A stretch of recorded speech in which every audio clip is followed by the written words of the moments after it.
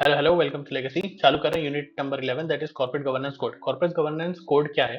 Corporate governance, corporate मतलब companies, governance मतलब company को चलाने का तरीका जो अच्छा हो, गुड कॉर्पोरेट गवर्नेंस हो। ये जो एक कोड ऑफ कंडक्ट होता है, मतलब क्या करना सही, क्या करना गलत, ये किस तरह से डेवलप हुआ, कहाँ से आया, ये सब इस पूरे यूनिट में देखेंगे। ये जो यूनिट है ये दो पार्ट में आएगा, पहले एक पार्ट देख लेंगे, उसके बाद दूसरा आ जाएगा इसके जस्ट बाद। ठीक है, शुरू करते हैं। कॉर्पोरेट गवर्नेंस कोड या कॉर्पोरेट गवर्नेंस, ये जो पूरा चैप्टर है ये काफी इजी टू अंडरस्टैंड और सिंपल है कंप्लीट करने के लिए, इजीली खत्म हो जाएगा और बड़ा इंटरेस्टिंग है फाइनेंस मैनेजर्स के लिए। पहले क्या होता था, इसका बेसिक स्कीम समझ लेते हैं। क्यों आया ये चैप्टर? कि लोगों से कंपनीज पैसा लेती थी अपना बिजनेस चलाने के लिए, शेयर होल्डर से, इन्वेस्टर से, अपना प्रॉफिट बनाती थी, थोड़ा सेल्स बढ़ाती थी और फिर भाग जाते थे इंडिया के बाहर। इंसॉल्वेंट हो गए, लॉस हो गया, कंपनी बैंकरप्ट हो गई। जो शेयर होल्डर थे, इन्वेस्टर्स, वो रोते रह जाते थे, उनका पैसा सारा डूब जाता था। और फिर ऐसे एक दो नहीं, अलग अलग तरीके के फ्रॉड, अलग अलग तरीके से लोगों का पैसा डिफ्रॉड होने लगा, तो बहुत सारे लॉस बनने लगे। हर एक चीज के लिए लॉ, ये भी करो, ये भी रिपोर्टिंग करो। फिर उससे एक प्रॉब्लम समझ में आई कि हर एक चीज को, बिजनेस की हर एक चीज को रेगुलेट करना मुश्किल है। ऊपर ऊपर की चीजों को आप रेगुलेट कर सकते हो, लेकिन हर एक एक्टिविटी को रेगुलेट करना मुश्किल है, इसलिए कोड ऑफ कंडक्ट बनाया गया कॉर्पोरेट गवर्नेंस का। वो कोड में क्या बताया जाता है, कौन सी चीज अच्छी है, कौन सी चीज बुरी है, हर एक एरिया में, कि एम्प्लॉइज के लिए क्या अच्छा है, परफॉर्मेंस में क्या अच्छा है, सोसाइटी के लिए क्या अच्छा है, कंपनी को क्या करना चाहिए, हर एक एरिया में कोड ऑफ कंडक्ट बना दिया, कैसे करना है, कैसे आपको एक्ट नहीं करना है। और उसके साथ साथ रिस्पॉन्सिबिलिटी उसकी दे दी किसी एक पर्टिकुलर इंसान पे कि आपको देखना है कि कोड फॉलो हो रहा है। और वो रिस्पॉन्सिबिलिटी किसको दे दी? बोर्ड ऑफ डायरेक्टर्स को। अब इसकी हायरार्की देख लेते हैं एक बार। बोर्ड ऑफ डायरेक्टर सबसे ऊपर रहते हैं, उसके नीचे आते हैं मैनेजिंग डायरेक्टर्स, अब उसके नीचे आते हैं एग्जीक्यूटिव डायरेक्टर्स। एग्जीक्यूटिव डायरेक्टर्स वो होते हैं जो कि ऑर्गेनाइजेशन के अंदर ही काम करते हैं। लेकिन साथ साथ इस कोड ऑफ कंडक्ट के साथ ही साथ एक कॉन्सेप्ट आया नॉन एग्जीक्यूटिव डायरेक्टर्स का, जो कि इंडिपेंडेंट डायरेक्टर्स होते हैं, कंपनी में इन्वॉल्व नहीं रहते। बाहर से आते हैं, उनके पास सारा नॉलेज होता है, एक्सपर्ट होते हैं अपने फील्ड के, लेकिन कंपनी में डायरेक्टली इन्वॉल्व नहीं रहते। तो वो देख सकते हैं कंपनी कुछ गलत तो नहीं कर रही, कंपनी कोई बहुत बड़ी गलती तो नहीं कर रही। ऐसा क्यों? क्योंकि बहुत सारे पैसों का, बहुत सारे लोगों का पैसा इन्वॉल्व रहता है, और गवर्नमेंट नहीं चाहती कि इतने सारे लोगों का पैसा डूब जाए, क्योंकि अगर ऐसा होता है तो पूरी इकोनॉमी बैठ जाती है। गवर्नमेंट ऐसा नहीं चाहती। ठीक है, तो देखो, इस चैप्टर में हम देखेंगे कि कॉर्पोरेट गवर्नेंस कोड का इमरजेंस कैसे हुआ, एक कैडबरी कमेटी बनाई गई, उसका क्या रिकमेंडेशन था, organisation for economic cooperation and development क्या है, सार्बेन्स ऑक्सले एक्ट 2002 का क्या है, then development of Indian corporate governance किस तरह से हुआ, करप्शन और मिस गवर्नेंस की वजह से क्या प्रॉब्लम्स हुई, कॉर्पोरेट गवर्नेंस का इमरजेंस कैसे हुआ, उसके कुछ सैलिएंट फीचर्स क्या है, कोड ऑफ एथिकल कंडक्ट क्या है, कॉर्पोरेट गवर्नेंस का फेलियर किस तरीके से हुआ, और एथिक्स और कॉर्पोरेट गवर्नेंस किस तरह से रिलेटेड है। ठीक, अभी शुरू करते हैं इंट्रोडक्शन। Full focus. बहुत इंटरेस्टिंग चैप्टर है कि कॉर्पोरेट गवर्नेंस आया कैसे। ठीक है, इस पूरे यूनिट में हम देखेंगे principle of stewardship in corporate governance. इसमें एथिकल नुआंस है कि एथिकली चीजें करना है, क्यों करना जरूरी है, वो चीजें समझना है। कोई भी बिजनेसमैन अपने लिए एक्स्ट्रा खर्चा क्यों करेगा, क्यों करना ये जरूरी हो गया, किस तरीके से पूरी सोसाइटी ने उसको एक्सेप्ट करा। इंडिया के अंदर भी ये चीज एडवोकेट करी गई है कि बेस्ट प्रैक्टिस को बिजनेस के अंदर होना ही होना चाहिए। कई सारे फैक्टर्स हैं जिसकी वजह से कॉर्पोरेट गवर्नेंस का फेलियर हुआ। और वो इंडिया में देखा गया है कि बिजनेस तो बहुत टाइम से चलते आ रहा है। अलग अलग प्रेशियस मेटल्स, अलग अलग हम मसाले ट्रेड करते हैं, आइलैंड्स हैं, पायरेट्स हैं, उस टाइम भी गवर्नमेंट रहती थी, उस टाइम भी कुछ ना कुछ बिजनेस होते थे। लेकिन कुछ ऐसे चीजें हुए, कुछ एग्जांपल्स हुए, जिसकी वजह से ऐसा समझ में आया कि कॉर्पोरेट गवर्नेंस फेल हो रहा है। पहला हुआ, एक वाटरगेट स्कैंडल हुआ यूनाइटेड स्टेट्स ऑफ अमेरिका में। यूएस का एक प्रेसिडेंट था, रिचर्ड निक्सन। उसकी ब्राइबरी का, उसने करप्शन किया हुआ था, वो पकड़ा गया। उसकी वजह से एक एक्ट बना, foreign and corrupt practices act. उसमें उसने बहुत सारे पॉलिटिकल कॉजेस के लिए अलग अलग फंडिंग ली थी और करप्शन करा था अलग अलग कॉर्पोरेशन के साथ। तो ये एक्ट बना, पूरी दुनिया ने सेम नोटिस लिया उसका, पूरी दुनिया में उसका इफेक्ट गया। उसके बाद यूके में, ब्रिटेन में एक रेप्यूटेड बैंक था, क्रेडिट एंड कमर्शियल इंटरनेशनल, वो उसने अपनी बैंकरप्सी डाल दी बार्किंग बैंक के लिए, बेरिंग्स बैंक के लिए। ये बहुत इंपॉर्टेंट बैंक था, 250 साल पुराना बैंक था, और ये इंसॉल्वेंट डिक्लेयर हो गया। पूरी यूके की इकोनॉमी बैठ गई। इसकी वजह से लोगों को समझ में आया कि और अच्छे कंट्रोल्स की जरूरत है on the practice of corporation. बहुत लोगों ने रिपोर्ट लिखी और बहुत सारी चीजें बदली हुई। इंडिया के अंदर एक बॉम्बे स्टॉक एक्सचेंज का फ्रॉड हुआ था, हर्षद मेहता का। इस पे एक वेब सीरीज बनी थी, रिस्क है तो इसके वाली, ये हर्षद मेहता जी की फोटो है। इस केस, जब ये केस हुआ तो पूरा स्टॉक मार्केट हिल गया था। और उसके बाद गवर्नमेंट ऑफ इंडिया ने कॉग्निजेंस लेके बहुत सारी अलग अलग कमिटीज बनाई, बहुत सारी एजेंसीज बनाई, उन एजेंसीज को एम्पावर करा, सेबी को पावर मिला, मिनिस्ट्री ऑफ कॉर्पोरेट अफेयर्स को पावर मिली, अब तो नफरा भी बन गया है, सारी चीजों को रेगुलेट करने के लिए कि इस तरह की चीजें वापस रिपीट ना हो। इंडिया में देखा गया कि इंडिया में या पूरी दुनिया में देखा गया कि जो बड़ी बड़ी कॉर्पोरेशन है उसमें ब्लेटेंट करप्शन हो रहा है मैनेजर्स के द्वारा। शेयर होल्डर्स और स्टेक होल्डर्स उस गलती की सजा ले रहे हैं जो उन्होंने कभी करी नहीं। वो अपना पैसा लगाते हैं और पैसा डूब जाता है। पूरी दुनिया ने इनफ फ्रॉड देख लिया, अलग अलग बिग बुल फ्रॉड देख लिया, लेसन्स का देख लिया, वर्ल्ड.com का देख लिया, बहुत सारे फ्रॉड देख लिए। उससे ये बात क्लियर हो गई कि पूरे बिजनेस को चलाने का एक नया तरीके की बहुत ज्यादा जरूरत है, ताकि इन्वेस्टर्स का ट्रस्ट वापस जीता जा सके। लेकिन ये बात बहुत क्लियर थी कि सिर्फ रेगुलेशन बना के, नए नए रूल्स बना के, नए नए लॉ बना के उसे ठीक नहीं करा जा सकता। जरूरत यह है कि लोग अपने बिजनेस जो कर रहा है वो सेल्फ कंट्रोल करे, सेल्फ रिस्ट्रेंट करे, सेल्फ सेंसर करे और सेल्फ रेगुलेशन करे। इन शॉर्ट, बिजनेस में एथिक्स की जरूरत है। कॉर्पोरेट गवर्नेंस फेल क्यों हुआ? क्योंकि रेगुलेशंस पे लोग ध्यान दे रहे हैं, एथिक्स के ऊपर ध्यान नहीं दे रहे। इसके लिए गवर्नमेंट ने स्टैट्यूटरी बॉडीज बनाई जिसमें मैंडेटरी और नॉन मैंडेटरी स्टिपुलेशंस बताए। नॉन मैंडेटरी क्यों? कि आप एथिकली बिजनेस को फॉलो करो, एथिकली बिजनेस को रन करो। बिजनेस एथिक्स में क्या हुआ कि आप सही तरीके से बिजनेस करो, सही चॉइस करो, इन्वायरमेंट में गलती मत करो, लोगों के साथ गलत ट्रीटमेंट मत करो, किसी का हक मत मारो, किसी का पैसा लेके भागो मत, अपनी रिस्पॉन्सिबिलिटी को पूरा करो। इस तरह से बिजनेस को रन करने को कहते हैं corporate governance. Good corporate governance उसे कहेंगे। ठीक है। तो emergence of corporate governance code किस तरीके से हुआ? ऐसी गाइडलाइंस जो बिजनेस को सही तरीके से चलाना हमें सिखाती है उसे कहते हैं कॉर्पोरेट गवर्नेंस कोड। अगर मान लो, अगर आपके घर में चोरी हो जाए, तो चोरी होना तो बहुत बुरी बात हुई, लेकिन उससे एक अच्छी चीज होती है कि आप अगली बार चोरी ना हो उसकी आप तैयारी कर लेते हो। पिछले कुछ सालों में हमने देखा है कि बहुत सारे स्कैंडल्स हुए इंडिया के अंदर, और उसके लिए बहुत सारी कमिटीज बनाई गई दुनिया भर में। उसका कोई ना कोई चेयरमैन है। इंडिया में भी बहुत सारी कमिटीज बनी, बिरला कमेटी, मूर्ति कमेटी, जेजे कमेटी। उन्होंने अपने अपने कुछ ना कुछ रिकमेंडेशन दिए। वैसी एक कमेटी थी कैडबरी कमेटी। एक मैक्सवेल था, रॉबर्ट मैक्सवेल। वो एक बिजनेसमैन था, मीडिया एम्पायर रन करता था, और पार्लियामेंट का मेंबर था ब्रिटेन में, यूके में। उसको मिलिट्री क्रॉस मिला हुआ था, मतलब बहुत रेप्यूटेड पोजीशन पर था। लेकिन विद टाइम पता चला कि उसने अपने ही एम्प्लॉयज का पेंशन फंड का फ्रॉड किया था। उसके साथ साथ एक और फ्रॉड हुआ कि bank of credit and commerce international का बैंक का फ्रॉड हुआ। उसने अपने बिलियंस ऑफ पाउंड्स का डिपॉजिटर का फ्रॉड कर दिया, और भी छोटे बड़े फ्रॉड्स बहुत सारे हुए। तो इससे जो ब्रिटेन की गवर्नमेंट है, वहां के सिटीजन ने मिस्टर सर जॉर्ज हेबर्स्ट कैडबरी, जो कैडबरी हम कंपनी देखते हैं, उनके जो सीईओ है, जो उसके ओनर थे, बड़े फेमस बिजनेसमैन थे वो। उनको बुलाया, उन्होंने बोला कि आप एक कमेटी को हेड करिए और आप बताइए कि आपको क्या चीजें सही लगती हैं अच्छे गवर्नेंस के लिए। उन्होंने कुछ रिकमेंडेशन दी, और वो उसको पब्लिश करा गया 1992 में। वो इतनी अच्छी थी कि पूरे यूरोपियन यूनियन ने, यूएस ने, वर्ल्ड बैंक ने उसको अडॉप्ट किया। तो ये रिकमेंडेशन क्या है ये देखते हैं, बड़े इंटरेस्टिंग है। ठीक है, ये है सर कैडबरी। ठीक है। बोर्ड ऑफ डायरेक्टर्स, पहली बात उन्होंने बोर्ड ऑफ डायरेक्टर्स या गवर्नर के लिए कही कि जो बोर्ड ऑफ डायरेक्टर्स हैं उनको कंट्रोल लेना पड़ेगा बिजनेस का। ऐसा नहीं कि ओनर काम करेगा, जो बोर्ड ऑफ डायरेक्टर जो बिजनेस चला रहा है उसको ओनरशिप देनी पड़ेगी, और उसको रिस्पॉन्सिबल बनाना पड़ेगा। उसको सारी मैनेजमेंट टेक ओवर करनी पड़ेगी, और उसको अपने आपस में मीटिंग को रेगुलरली करना पड़ेगा। इंडिया के अंदर हर एक लिस्टेड कंपनी को साल में एक बार, जनवरी से दिसंबर के बीच में, एक एजीएम करना मैंडेटरी है। फिर दूसरी चीज ने बोली कि क्लियर डिवीजन होना चाहिए रिस्पॉन्सिबिलिटी में। ऐसा नहीं कि एक ही बंदा सब चीज कर रहा है, हर एक रिस्पॉन्सिबिलिटी डिवाइड होनी चाहिए, किसको क्या करना है। कोई एक सिंगल पर्सन की मोनोपोली नहीं होनी चाहिए। चेयरमैन एग्जीक्यूटिव हेड है, लेकिन साथ साथ इंडिपेंडेंट डायरेक्टर भी होने चाहिए ऑर्गेनाइजेशन के अंदर, जो कि देख सके कोई गलत चीज तो नहीं हो रही। फिर नॉन एग्जीक्यूटिव डायरेक्टर्स भी होने चाहिए, और कौन कैसे होने चाहिए? जिनके पास सफिशिएंट कैलिबर और नंबर हो। जो डायरेक्टर्स हैं वो डिसीजन ले सके, और अगर उन्हें डिसीजन लेना है तो वो बाहर के लोगों से भी एक्सपर्ट एडवाइस ले सकते हैं, और वो कंपनी के एक्सपेंस पे ऐसा कर सकते हैं कि भाई गलती नहीं होनी चाहिए, ऐसे फ्रॉड बार बार नहीं होनी चाहिए, उस चीज को अवॉइड करने के लिए। ठीक है। अग्रीड प्रोसीजर होनी चाहिए जिससे कि सारे डायरेक्टर्स एक्सेस कर सकें, जिससे उनको एक्सेस मिले to the company secretary. Company secretary क्यों जरूरी है? कि ये सारी फॉर्मेलिटीज जो होती हैं, क्या फाइल करना है, किस तरीके से फाइल करना है, उन्हें पता रहे। और अगर किसी कंपनी सेक्रेटरी को निकालना है तो पूरे बोर्ड का यूनानिमस रेजोल्यूशन, 100% रेजोल्यूशन पास होना चाहिए। Majority of the board resolution pass करके नहीं होगा। ठीक है, ये उन्हें रिकमेंड करा बोर्ड के लिए। दूसरी चीज एग्जीक्यूटिव डायरेक्टर के लिए, इनका जो कॉन्ट्रैक्ट होता है एग्जीक्यूटिव का, जो अपने फील्ड के एक्सपर्ट रहते हैं, उनको बिजनेस में बुलाया जाता है कि आप इस चीज को हमको ठीक करके दीजिए। इनका जो कॉन्ट्रैक्ट है वो 3 साल से ज्यादा नहीं होना चाहिए, जब तक शेयर होल्डर्स का अप्रूवल ना ले लो। कंपनी की जो फाइनेंशियल पोजीशन है उसको डिस्क्लोज करना जरूरी है, और जो इनको एग्जीक्यूटिव डायरेक्टर को सैलरी दे रहे हो आपको अलग से दिखानी, क्योंकि इनकी सैलरी बहुत ज्यादा होती थी।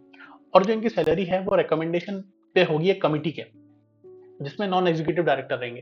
पहले क्या होता था, जो मान लो कंपनी का जो टर्नओवर है, सेल्स है, वो 300 करोड़ है, तो जो डायरेक्टर्स हैं उसका 10% अपना रेम्यूनरेशन ले लेते थे कि भाई हमने इतना पैसा कमा के दिया, हमें 10% चाहिए। उससे क्या होता था कि प्रॉफिट हुआ 40 करोड़ का, बोर्ड ऑफ डायरेक्टर्स ही 30 करोड़ रुपए की सैलरी लेके चले गए, शेयर होल्डर्स की 10 करोड़ बचा, और फिर बाद में वो भाग जाते थे। इस चीज को अवॉइड करने के लिए, इस चीज को रोकने के लिए ये रूल बनाया गया। तीसरी चीज कैडबरी कमेटी में बताई गई नॉन एग्जीक्यूटिव डायरेक्टर्स के लिए। उसमें क्या बताया गया कि नॉन एग्जीक्यूटिव डायरेक्टर्स को, जो कि कंपनी से रिलेटेड नहीं है, उनको लाने की जरूरत है, ताकि उनका आउटसाइडर व्यू से जजमेंट आए।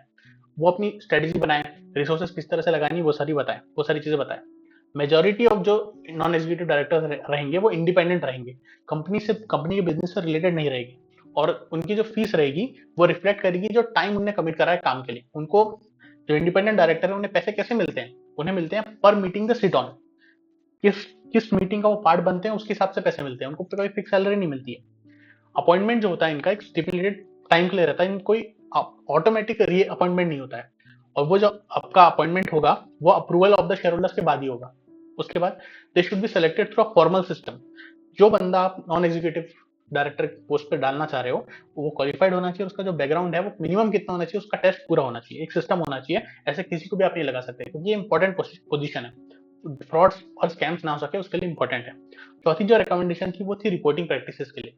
बोर्ड ऑफ डायरेक्टर्स को ड्यूटी दे दी गई कि आप, ये आपकी ड्यूटी है कि आप असेसमेंट करके बताओ कि कंपनी की पोजीशन कैसी है। जो बोर्ड है उनको ऑब्जेक्टिव और प्रोफेशनल रिलेशनशिप रखनी है, ऑडिटर्स के साथ अच्छे से काम करना है। एक ऑडिट कमेटी बननी चाहिए जिसमें कम से कम 3 नॉन एग्जीक्यूटिव डायरेक्टर्स होने चाहिए। जो डायरेक्टर है उसको एक्सप्लेन करना है और उसको उस पर रिस्पॉन्सिबिलिटी दे दी गई कि आपको अकाउंट्स बनाने हैं और ऑडिटर को सारी चीजें देनी है जो जो उसको लग रही है ऑडिट करने के लिए। डायरेक्टर जो है उसको रिपोर्ट भी करना on the effectiveness of the controls. ठीक है। कंट्रोल क्या होता है कि हम जैसे अब हमारे बड़ा सा बिजनेस है, हमारी बहुत सारी इन्वेंट्री है किसी भी चीज, तो बिजनेस उसको भी अपने आप भी चाहता है कि फ्रॉड ना हो उसमें, तो वो उससे चीजों को चेक कराते रहता है। तो आपने जो कंट्रोल लगाए हैं वो सही से काम कर रहे हैं कि नहीं कर रहे हैं उसे भी चेक करना है, और जो डायरेक्टर्स हैं उनको रिपोर्ट करना है ऑनगोइंग कंसर्न्स पे जो कि surrounding the assumptions and qualification as is deemed necessary। पहली बार ऐसा हुआ था बिजनेस में कि एक clear and comprehensive code establish करा गया नॉन एग्जीक्यूटिव डायरेक्टर्स को ध्यान रखने के लिए दिया गया गवर्निंग सिस्टम के ऊपर कि ऑब्जेक्टिवली देखो कुछ गलत तो नहीं हो रहा है। उसके बाद ऑडिट और ऑडिटर्स की प्रैक्टिसेस को लाया गया ताकि अकाउंटेबिलिटी हो सके, आंसरेबल हो, कोई फ्रॉड ना कर सके। और सबसे कंट्रोवर्शियल जो डायरेक्टर्स हैं उनकी ऑब्लिगेशन कर दी कि आपको रिपोर्ट करना पड़ेगा इंटरनल कंट्रोल पे कि सब कुछ सही से चल रहा है कि नहीं चल रहा है। ये जो रिपोर्टिंग है उसकी वजह से दो चीजें होती हैं। पहला कि सेल्फ गवर्नेंस हो पाता है और अकाउंटेबिलिटी बढ़ जाती है। अगर कुछ गलती हुई तो शेयर होल्डर्स को ऐसा लगा कि भाई कुछ गलत हो रहा है तो जस्ट बोर्ड ऑफ डायरेक्टर्स उनको जेल में डाल देंगे या फिर उनको फाइन कर देंगे। ठीक है। Now organisation for economic cooperation and development.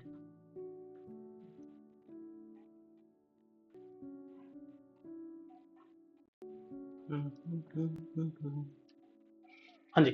Now organisation for economic cooperation and development ये क्या है? ओईसीडी कैसे इसे कहते हैं? OECD organisation for economic cooperation and development. 1998 में जब वर्ल्ड वॉर 2 खत्म हुई थी उसके थोड़े बाद बहुत सारी कम्युनिस्ट आइडियोलॉजी एक्सपांड कर रही थी। जो डेमोक्रेटिक कंट्रीज थी यूरोप की वो एक साथ आई और उन्होंने बोला अपन लोग साथ में आते हैं, जो जो डेमोक्रेसी डेमोक्रेसी है, और अपन लोग आपस में ट्रेड करेंगे। और जो अपन ट्रेड करेंगे ना वो ऐसा करेंगे जिसमें कॉर्पोरेट गवर्नेंस रखेंगे, डिफ्रॉड करने के चांसेस नहीं रहेंगे, फ्रॉड ना हो, अच्छे से ट्रेड करेंगे, सबका फायदा होगा, इस तरीके से काम करेंगे।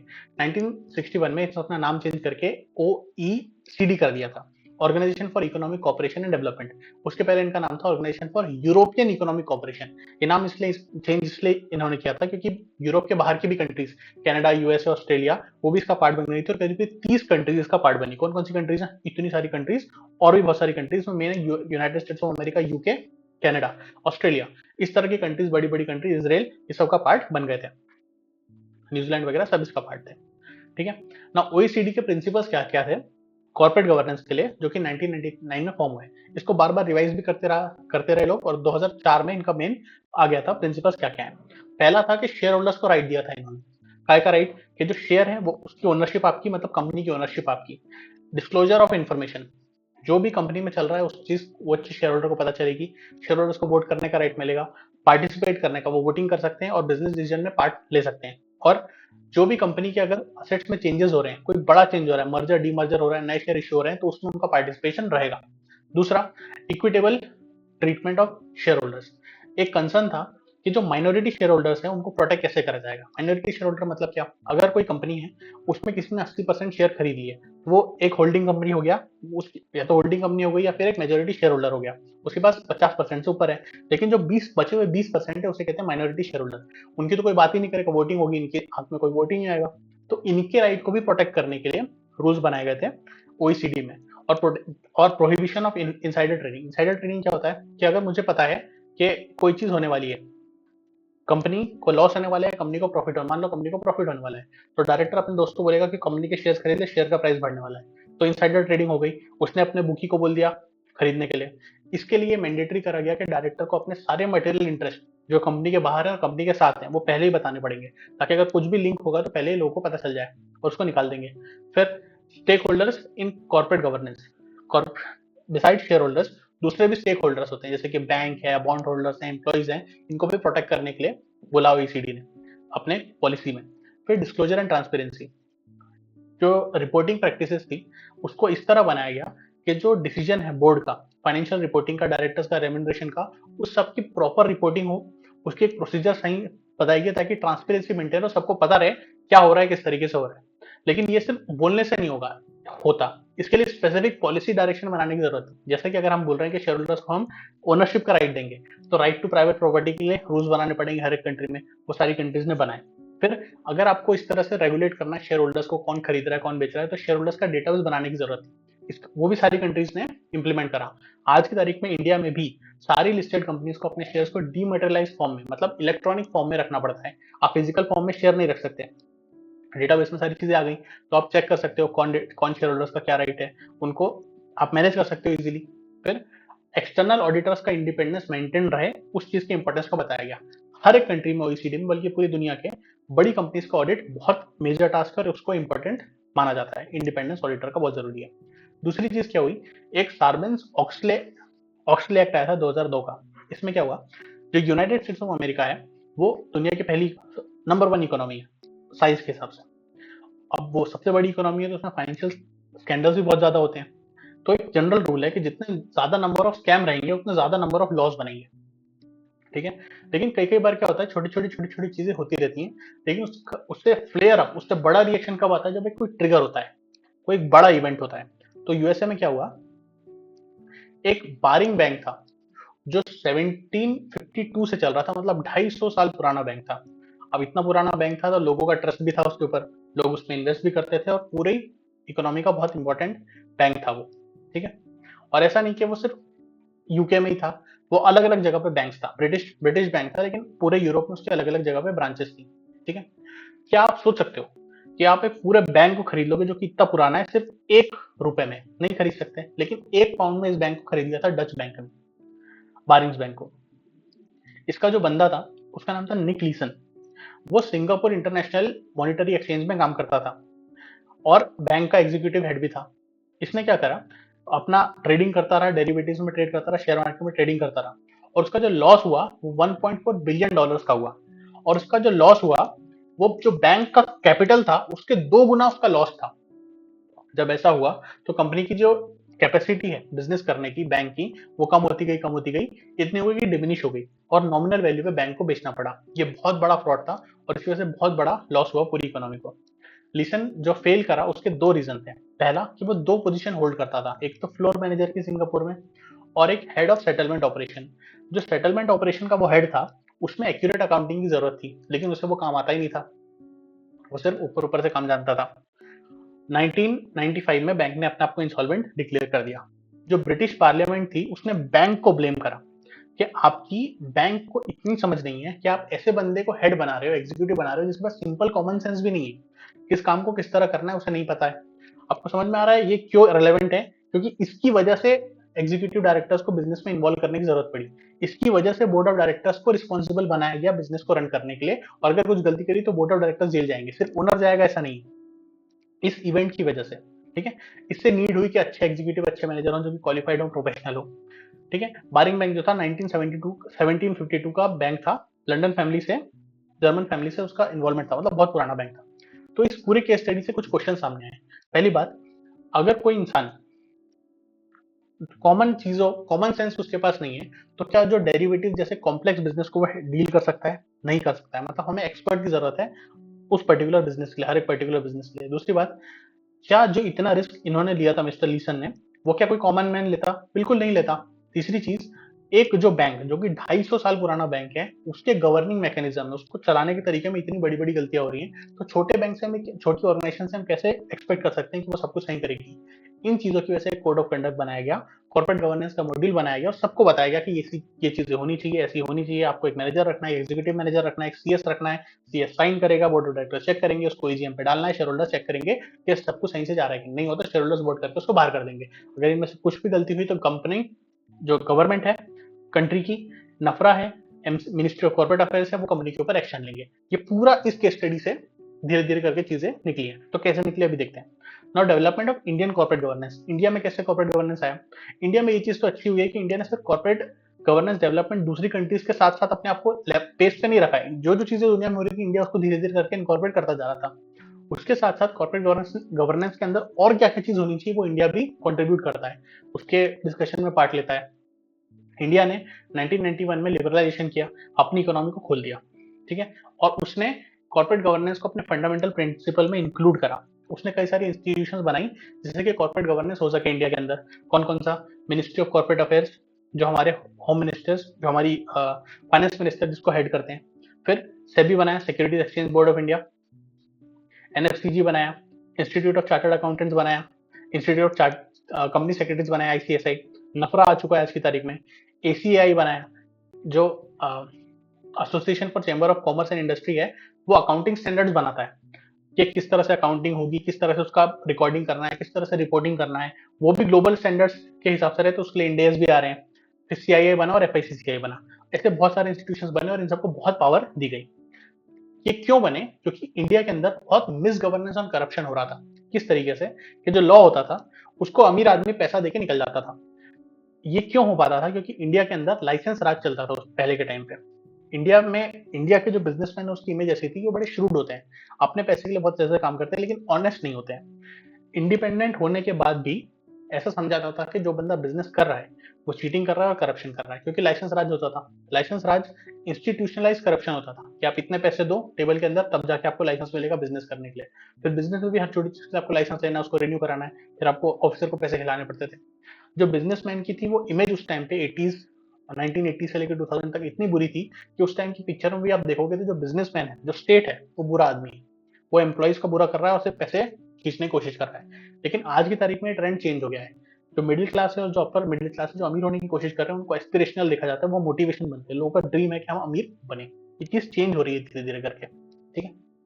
अभी अभी जो हम लाइसेंस राज का हमने देखा, तो इसकी वजह से बहुत ज्यादा कॉस्ट बढ़ गई और वो सारी कॉस्ट कंज्यूमर पे पास कर दी जाती थी, ठीक है। कुछ अनएथिकल प्रैक्टिसेस थी, गलत प्रैक्टिसेस थी, जिसकी वजह से ये हो रहा था।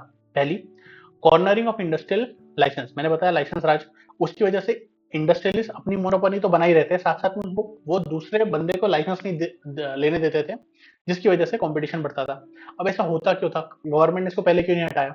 क्योंकि इसकी वजह से वो किसी और कंट्री से अपनी कंट्री को बचाने की कोशिश कर रहे थे। ईस्ट इंडिया कंपनी बिजनेसमैन की तरह, बिजनेस की तरह ही, एक बिजनेस कंपनी की तरह ही आई थी, और लोगों ने उसको आने दिया और धीरे धीरे उसने अपनी कंट्री को टेक ओवर कर दिया। वो चीज वापस ना हो इसके लिए लाइसेंस राज लाया गया था। लेकिन इसका डाउन साइड ये है कि बहुत ज्यादा करप्शन बढ़ गया था, कोई भी काम अच्छे से नहीं हो पा रहा था, बहुत टाइम लग रहा था हर एक चीज में। फिर इम्पोर्ट लाइसेंस, ये जो लाइसेंस आप देते थे किसी को भी किसी चीज करने के लिए, वो उसको किसी और को बेच देता था तुरंत पैसे कमाने के लिए, तो रेगुलेशन फिर ब्रेक हो जाता था। फिर मनी अब्रॉड, बहुत सारा पैसा जो है लोग इन्वेस्टमेंट के फॉर्म पे इंडिया के बाहर रखते थे। 2014 के पहले स्विस बैंक अकाउंट इंडिया के बाहर बहुत लोगों ने पैसा रखा है, उसको पैसा वापस लाना है, ऐसा बहुत ज्यादा बात चलती थी। आजकल नहीं होती है, वो पैसा आया भी नहीं, लेकिन आजकल वो बात भी नहीं होती है, पहले बहुत होती थी। फिर करप्शन का एक कल्चर था। जो पॉलिटिकल पार्टीज हैं, पॉलिटिशियंस हैं, गवर्नमेंट के ऑफिशियल्स हैं, वो बिजनेस का पार्ट होते थे। बिजनेसमैन को उनसे कंटिन्यूसली डील करना पड़ता था अगर उसे अपना बिजनेस चलाना है। और ये कल्चर इंडिपेंडेंस तक नहीं, इंडिपेंडेंस के बाद भी चला, बहुत सालों तक चला। टैक्स इवेजन आज भी चलता ही है। सीएसआर एक्टिविटी करने के लिए बहुत करप्शन होता है। कौन कहाँ पे सीएसआर अपना एक्सपेंडिचर करेगा, गवर्नमेंट कहाँ पे बिजनेस करने देगी नहीं करने देगी, उसके लिए भी अभी बहुत करप्शन होता है। अगली चीज है टैक्स इवेजन। जो मिस गवर्नेंस है उसकी वजह से फिनोमिनल कॉस्ट बढ़ी कॉर्पोरेशन की, और उसके साथ साथ गवर्नमेंट ने भी कॉस्ट रिकवर करने के लिए टैक्सेस बढ़ा दिए। तो कॉर्पोरेट और जो, लेकिन उसने गवर्नमेंट ने टैक्स बढ़ाए, लेकिन कॉर्पोरेट क्या करते थे, उसको इवेड करने के लिए नए नए तरीके निकाल लेते थे। एक कॉमन अंडरस्टैंडिंग है कि धीरूभाई अंबानी की वजह से इनकम टैक्स एक्ट बहुत बड़ा बन गया था। लॉ बनता था, उसका लूप होल निकालते थे, फिर उस लूप होल के लिए कोई नया लॉ बनता था, कोई रूल बनता था, उसका लूप होल निकाल लेते थे। इस तरीके से, जैसे एग्जाम्पल, अगर कोई बिजनेसमैन है वो इंडिया के बाहर गया, अपने छुट्टी मनाने के लिए गया है, उस पूरे खर्चे को बिजनेस एक्सपेंडिचर दिखा देता था ताकि उसका प्रॉफिट कम हो जाए, उसको टैक्स ना भरना पड़े। और बहुत बड़ा बड़ा खर्चा होता था ऐसा उनका आउट अब्रॉड जाने का। अगली चीज हुई स्कैंडल्स। जो सिक्योरिटीज थी, हर्षद मेहता की मैंने एग्जांपल बताया, वो उसकी वजह, और वैनिशिंग कंपनीज, प्लांटेशन स्कैम हुए, म्यूचुअल फंड के बहुत सारे स्कैम हुए, उसकी वजह से बहुत ज्यादा मिस गवर्नेंस होने लगा और करप्शन होने लगा, लोगों पूरी इकोनॉमी बैठ गई। इसके जो रीजन थे वो मैनीफोल्ड थे, लेकिन उसका एक इंपॉर्टेंट रीजन था कि ऐसा इन्वायरमेंट था, ऐसा एटमॉस्फेयर था जो कि एनकरेज करता था करप्शन को। लाइसेंस राज था, गवर्नमेंट बहुत क्लोजली रिलेटेड थी बिजनेस से, और बिना गवर्नमेंट के इंटरवेंशन के बिजनेस नहीं हो सकता था। ट्रांसपेरेंसी और अकाउंटेबिलिटी एक ऑब्सक्योर रीजन की वजह से, सोशलिज्म की पॉलिसी में की वजह से इंडिया अपनी इकोनॉमी को प्रोटेक्टेड रखना चाहता था। आउटसाइडर इन्फ्लुएंस से नहीं आना चाहता, तो कोई बाहर की कंपनी आ ही ना जाए इंडिया के अंदर जब तक उसको लाइसेंस ना मिले, ऐसा हमारी गवर्नमेंट चाहती थी उस टाइम, और वही करने के लिए उन्होंने ऐसा रखा। लेकिन आज के 1991 के बाद से इंडिया लिबरलाइज हो गया और बहुत बाहर की कंपनीज आई, और अभी इंडिया बहुत ग्रो कर रहा है। हम ग्रॉस बेसिस पर फोर्थ लार्जेस्ट इकोनॉमी बन चुके हैं। Now emergence of corporate governance, जो वेस्टर्न कंट्रीज थी उसके अंदर जो शेयर होल्डर्स हैं उनका एक्टिविज्म की वजह से कॉर्पोरेट गवर्नेंस आया था। लेकिन इंडिया के अंदर जो रेप्यूटेड लिस्टेड कंपनीज थी उनकी वजह से इंडिया के अंदर कॉर्पोरेट गवर्नेंस आया। 1996-98 के अंदर जो confederation for Indian industry CII, उसने एक फ्रेम करा कोड ऑफ गवर्नेंस, और उसने बोला उसको फॉलो अप करिए, ये हम चाहते हैं ऐसा हो, आप वॉलंटरी इसको फॉलो कर लो। अगले कुछ सालों में करीब करीब 30 बड़ी बड़ी जो लिस्टेड कंपनीज थी, जो करीब करीब मार्केट कैप का 25% जिनका था, उन सब ने उसको अडॉप्ट कर लिया। 1999 में सेबी बनाया गया, securities exchange board of India, securities and exchange board of India. उसने कमेटी बनाई जिसका चेयरमैन बनाया कुमार मंगलम बिरला जी को। ये मिस्टर कुमार मंगलम बिरला है। उन्होंने अपनी रिकमेंडेशन दी कि कॉर्पोरेट गवर्नेंस कोड बनना चाहिए और वो सारी लिस्टेड कंपनीज के ऊपर लगना चाहिए। 2003 में सारी लिस्टेड कंपनीज सेबी के अंडर आ गई और उन पे कोड भी लग गया। रूट कॉज क्या था कि क्यों इतनी बड़ी बड़ी कंपनीज ने अपना कंप्लायंस बढ़ा लिया, अपनी कॉस्ट बढ़ा ली, अपनी रेगुलेशन बढ़ा ली? वो क्यों बढ़ाई? क्योंकि जो इकोनॉमिक रिफॉर्म्स हो रहे थे उसकी वजह से जो उनका शेयर होल्डर का बेस था, नंबर ऑफ शेयर होल्डर्स थे, वो बहुत बढ़ गए थे। इन्वेस्टर्स जो है वो वोकल हो गए थे, इतने सारे इन्वेस्टर्स हो गए थे, वो अपनी डिमांड रख रहे थे, वो बोल रहे थे कि बहुत फ्रॉड है, सही सिस्टम नहीं है, अच्छा सिस्टम होना चाहिए। बिजनेस ग्रो कर रहा था और प्रमोटर्स भी अपना परसेंटेज ऑफ शेयर्स लूज कर रहे थे। मतलब अगर मैं बिजनेस का ओनर था, मेरा 80% बिजनेस का होल्डिंग था, मैंने 10% बेच दिया, 20% बेच दिया, तो जो मेरा होल्डिंग का परसेंटेज वो कम हो रहा है, दूसरे लोग भी आ रहे हैं, तो फिर उसके लिए पूरे नए रूल, नया सिस्टम की जरूरत थी। इसके लिए जो बड़ी कंपनीज थी उन्होंने इस पूरे सिस्टम को एक्सेप्ट करा और ज्यादा प्रमोट करा इस पूरे कोड को। ये जो इवोल्यूशन हुआ कॉर्पोरेट गवर्नेंस का इंडिया के अंदर, ये बड़ा इंप्रेसिव रहा। लेकिन प्रॉब्लम इसमें ये थी कि जो सेबी बॉडी बनाई गई थी उसमें स्टैट्यूटरी पावर्स कम थी, लेकिन आज के वक्त में बहुत बढ़ चुकी है। तो अभी हम देखेंगे कि जो कोड है वो किस तरह से इवॉल्व हुआ है, एक एक स्टेप में कैसे कैसे बढ़ता गया और कैसे एक्सेप्टेबिलिटी उसकी बढ़ी, ये बहुत इंटरेस्टिंग है। ठीक है, कुछ सेलिएंट फीचर्स हम देखते हैं यहाँ पे। सारे जो फीचर्स आप हम देखेंगे इसके अंदर होने वाले हैं, वो है जो कि एक रेगुलेटर डिजायर करता है एक कंपनी को अच्छे से चलाने के लिए। मतलब उसका जो काम है वो शेयर होल्डर के इंटरेस्ट में होना चाहिए, जो बोर्ड है उसको सारी चीजों को के लिए रिस्पॉन्सिबल रहना चाहिए, सारा डिस्क्लोजर अच्छे से होना चाहिए, एथिकल वैल्यूज से कमिट करना चाहिए अपने आप को। अच्छा, जो कॉर्पोरेशन है, जो कंपनी है, वो अपने आप में एक अच्छा सिटीजन होना चाहिए, जो पैसे कमा रहा है उसका थोड़ा सोसाइटी में डाले, कोई गलत प्रैक्टिस ना करे, कोई नेगेटिव एक्सटर्नलिटी ना डाले, मतलब पोल्यूशन ना करे, ज्यादा नॉइज, ज्यादा पोल्यूशन ना करे, किसी की जान ना जाए, अपने वर्कर्स को अच्छे से एम्प्लॉयमेंट भी दे और अच्छी वर्किंग कंडीशन प्रोवाइड करे। इस तरह की चीजें कॉर्पोरेट गवर्नेंस में आती है। तो पहली क्या क्या चीजें हम एक्सपेक्ट करते हैं कॉर्पोरेट गवर्नेंस के अंदर? उसमें पहली चीज आई role and power of the board. जो बोर्ड ऑफ डायरेक्टर्स हैं, मैंने हमने ऊपर देखा था कि जो सबसे इंपॉर्टेंट, जो सबसे टॉप पोजीशन पे रहते हैं, जो बिजनेस को रन करते हैं, वो होते हैं बोर्ड ऑफ डायरेक्टर्स। उनको रिस्पॉन्सिबिलिटी लेनी है पॉलिसी और डिसीजन बनाने के लिए, और उनको क्लियरली आइडेंटिफाई करना है roles and responsibility, accountability for the directors, executives and managers. ठीक है, तो इसका भी स्टेप बाय स्टेप देखो। अभी देखो क्या होता है नेशनल लेवल पे या किसी बड़े लेवल पे, किसी बड़ी कंपनी में कोई भी जो चीज होती है ना, आइडियोलॉजिकल चेंज जो होता है वो स्टेप बाय स्टेप होता है। उसका एग्जांपल ये बहुत अच्छा है। 1998 में CII को कोड आया कॉर्पोरेट गवर्नेंस के ऊपर।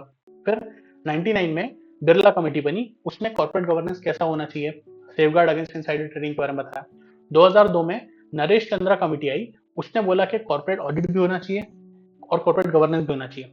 उसकी वजह से ऑडिटर इंडिपेंडेंट डायरेक्टर्स का इनिशिएटिव लिया गवर्नमेंट ने कि ये भी होने चाहिए।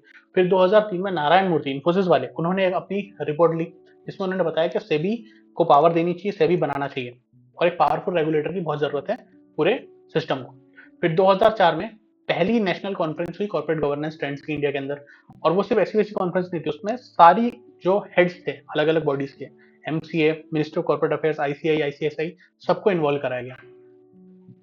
फिर 2004 में एक concept paper on companies bill 2004 लाया गया, जिसको 20 बार अमेंड करा गया। कंपनीज एक्ट उस टाइम पे कौन सा चलता था, 1956 चलता था, उसके बाद 2004 में सेबी ने सारी लिस्टेड कंपनी जिनका paid up share capital 3 crore से ज्यादा है उस पे कॉर्पोरेट गवर्नेंस कोड अप्लाई कर दिया कि इन पे तो लगना ही लगना है, बड़ी बड़ी कंपनीज पे। 2004 में जे ईरानी रिपोर्ट आई जिसने नया कंपनीज एक्ट बताया कि इसमें क्या क्या जरूरत होनी चाहिए, क्या क्या चीजें आनी चाहिए। 2004 में कंपनीज को रिव्यू करा गया, कैसे इंडियन डिपॉजिटरी रिसीट आएगी, उसके रूल्स क्या करेंगे।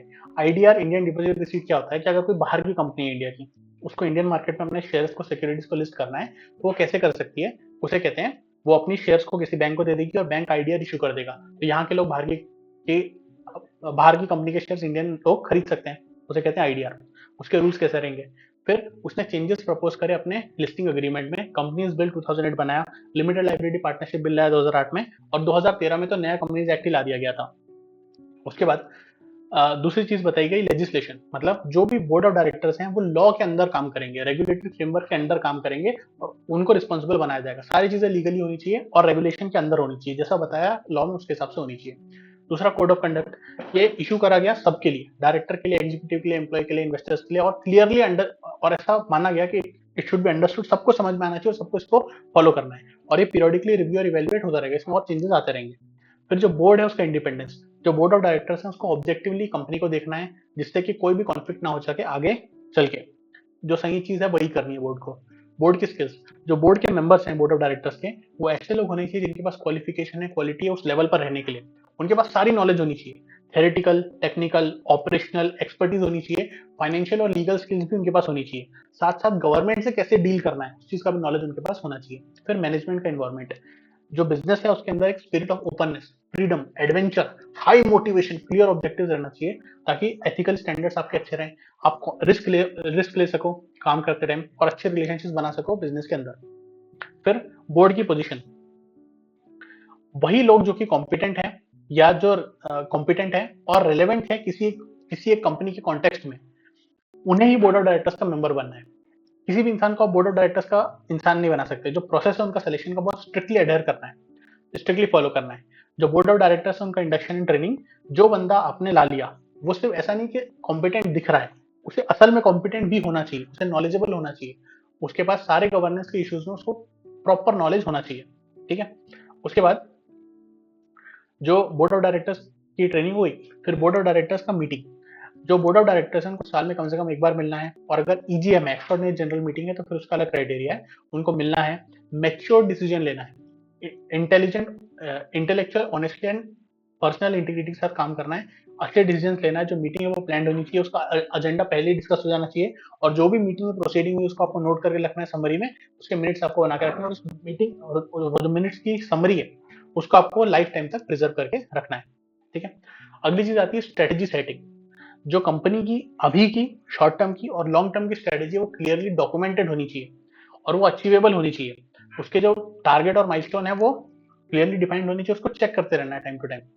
जो बिजनेस और कम्युनिटी का ऑब्लिगेशन, जो कॉर्पोरेशन है वो सोसाइटी के बाहर फंक्शन नहीं कर सकती, सोसाइटी को पता होना चाहिए कि कंपनी क्या कर रही है, क्योंकि सोसाइटी का ही पार्ट है, वो किस तरह से काम कर रही है वो सोसाइटी को पता होना चाहिए। फिर फाइनेंशियल एंड ऑपरेशनल रिपोर्टिंग, जो रेगुलेटर है, जो सेबी है, उसने मैंडेटरी और नॉन मैंडेटरी गाइडलाइंस दी हुई है जो बोर्ड को फॉलो करनी है। मैंडेटरी क्या हुआ कि हर एक पब्लिक कंपनी को अपने financial statements, annual report file करनी है हर एक साल में पर्टिकुलर टाइम के अंदर अंदर। उसके बाद कंपनी को नॉन मैंडेटरी गाइडलाइन क्या हुई कि उसको अच्छे से मॉनिटरिंग करनी है, क्वालिटी अच्छा रखना है, अपने परफॉर्मेंस अप्रेजल देते रहना है, एम्प्लॉइज को खुश रखना है, एम्प्लॉयमेंट देना है, वर्किंग कंडीशन अच्छी होनी चाहिए। फिर ऑडिट कमेटी, ऑडिट कमेटी कौन सी है, एक बॉडी रहती है जो कि रिस्पॉन्सिबल रहती है देखने के लिए कि जो भी कंपनी काम कर रही है वो रूल्स के हिसाब से कर रही है कि नहीं कर रही है, जो रिपोर्टिंग है वो सही है कि नहीं है सही, और इसमें वो ये भी चेक करती है कि जो इंटरनल ऑडिटर है, जो कंपनी खुद के ऑडिटर लगा के रखे हैं, वो भी सही से काम कर रहे हैं कि नहीं कर रहे हैं। ठीक है। ये प्रेजेंट करता है ऑब्जेक्टिव पिक्चर, फाइनेंशियल स्टेटस क्या है कंपनी का उसका। फिर risk management, business management basically risk का मैनेजमेंट ही है, क्या रिस्क आ रही है, किस तरीके से आप उसको डील करोगे, तो एक प्रोसीजर होना चाहिए कि आप रिस्क को कैसे आइडेंटिफाई करोगे, कैसे एनालाइज करोगे, मेजर कैसे करोगे रिस्क को। जो बोर्ड है उसको अल्टीमेटली रिस्पॉन्सिबल बनाया गया सारे रिस्क के लिए, और वो आंसरेबल रहेगा शेयर होल्डर्स के लिए। बोर्ड ऑफ डायरेक्टर्स जो है वो शेयर होल्डर्स के सामने जाएंगे, अपनी रिपोर्ट देंगे, अगर मान लो प्रॉफिट कम हो रहा है तो एजीएम में शेयर होल्डर डिस्कस करेंगे क्या हुआ, बोर्ड से पूछेंगे, वो बोलेगा कि देखो ठीक कर देंगे, ऐसा ऐसा प्लान है। अगर शेयर होल्डर्स को लगता है कन्विंसिंग इनफ नहीं है तो उसको निकालेंगे, नया बोर्ड ऑफ डायरेक्टर लेके आएंगे। तो इस तरह से बोर्ड ऑफ डायरेक्टर्स को रिस्पॉन्सिबल बना दिया। अच्छा कॉर्पोरेट गवर्नेंस जो है वो सिर्फ वैल्यू ऐड नहीं करता है शेयर होल्डर्स के लिए, वो अलग दूसरे स्टेक होल्डर्स के लिए भी वैल्यू ऐड करता है और कॉर्पोरेशन की भी वैल्यू बढ़ाता है इन टर्म्स। ठीक है। Now assumption for best practice. Corporate governance जो है वो ऐसा नहीं है कि आपने रूल बना दिया, ये आपने कोड बना दिया और इस तरह से काम होना चाहिए, ऐसा नहीं है कॉर्पोरेट गवर्नेंस। कॉर्पोरेट गवर्नेंस का मतलब है जो कॉर्पोरेशन अपनी पॉलिसी बनाती है, जो उसको लीगल कंप्लायंस, जो लॉ ने बोला है कि आपको इतना इतना करना है, उसके ऊपर जाके जो कंपनी करती है ताकि और अच्छा हो सके और सोसाइटी का फायदा हो सके और डिस्क्लोजर कर सके और हमारी इमेज अच्छी हो सके, अच्छा साउंड कॉर्पोरेट सिटीजन बनने के लिए, उसे कॉर्पोरेट गवर्नेंस कहते हैं। ठीक है। ऑब्जेक्टिव इन प्रैक्टिसेस का ये नहीं, इनका ये नहीं कि जो सेबी ने बोला वो पूरा करना है, जो सेबी ने बोला उसके बियॉन्ड जाके जो आप कर रहे हो उसे कहेंगे कॉर्पोरेट गवर्नेंस। मतलब एग्जांपल, सेबी ने बोला कि आपको किसी भी चीज में 10% आपको ये काम करना है, डिस्क्लोजर करना है, सीएसआर इतना एक्सपेंडिचर करना है, स्कूल मेडिसिन करना है, लेकिन जो कंपनी है उसको 50% कर रही है, और ज्यादा कर रही है, और ज्यादा डिस्क्लोजर दे रही है, सीएसआर में कहाँ खर्चा करा, कौन सा स्कूल बनाया, कितनी मेडिसिन बेची, कहाँ पे होटल बनाया, किसको ये करा, वो सब कर रही है। तो जो ऊपर का एक्स्ट्रा है ना उसे कहते हैं कॉर्पोरेट गवर्नेंस। ये असम्पशन है बेस्ट प्रैक्टिसेस का, और यही कंपनीज के लिए ज्यादा अच्छा है क्योंकि उनका फिर हवा बनती है, उनकी गुडविल बनती है। ठीक है। बचा हुआ चैप्टर हम अगले लेक्चर में करेंगे। ठीक है। मेरा ये चैनल सब्सक्राइब करें और मेरे हर अपडेट आपको मिले